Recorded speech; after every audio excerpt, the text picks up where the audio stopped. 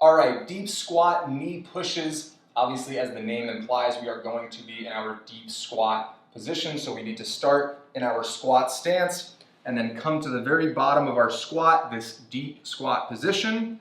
And all we're going to do is put our hand on the inside of our knee and push until we're locked out in the elbow, so a straight arm. Then we're going to come back to our squat position, our neutral deep squat, and then we're going to do that again. Now you of course are allowed to keep the hand here and just get some reps like this instead of having to come, hands out in front of you every single time. You can keep the hand right here and just get your reps like this. Now you'll notice as I'm in extension, my heel is being peeled off the floor.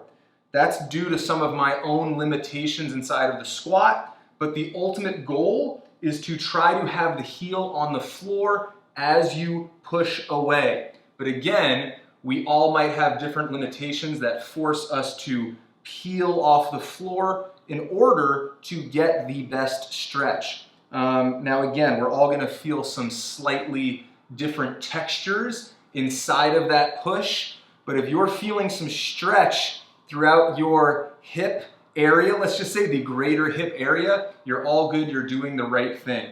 Again, we want to get to a place where the heel is as close to the floor as possible, or where it's planted on the floor. Obviously, there's going to be some testing and messing around with best practices to keep your heel there, but that is the end goal. And if you try to keep it there, but you don't actually have the capacity to do so, you will end up lifting your hips, and now you're no longer training a great squat. And that's what we're looking for, is awesome depth, great position, and that's the goal of this mobility tool. So just keep that in mind, play around. It's okay if one day you're coming here to full extension and another day you're playing with heel on the floor and you're not quite getting there, right? And maybe a rep looks like this. That's a-okay. There's a lot of ways to milk this for everything it's worth. So again,